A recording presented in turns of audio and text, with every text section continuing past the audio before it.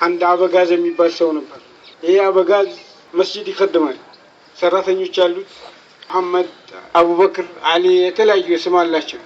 ድሮ ተጽፎ የተቀመጠ ኢማሞች የሚያነቡት ኹጥባ ነበር። ልክ የሁለተኛው ኹጥባ አሸረተል ሙበሽሪን እነሱን እየጠራ ረዲየላሁ ዐንሁ ይባላል። وعن أبي بكر الصديق رضي الله عنه وعن عمر بن الخطاب رضي الله عنه ስማቸው ይጠራ። ቢያይ ሁሌ የሱ ስም አይጠራ፣ የሰራተኞቹ ስም ይጠራ። እኔ መስጂድ እየቀደምኩኝ የኔ ስም ሳይጠራ የሰራተኞች ስም እንዴት ነው? የሰራተኞች ስም ይጠራል። ካሁን በኋላ የኔን ስም ባጠራ እደፋለሁ። ለኢማሙ ማስጠንቀቂያ ሰጠ እና የጁምዓ ቀን ዱላ ይዞ ገባ። አጠገቡ አስቀምጦት ኢማሙ የመጀመሪያውን ኹጥባ አድርጎ ተቀምጦ ተነስቶ ሁለተኛውን ጀምሮ አሁን እነዚህን እየዘረዘረ ረዲየላሁ ዐንሁ ማስባል ጀመረ።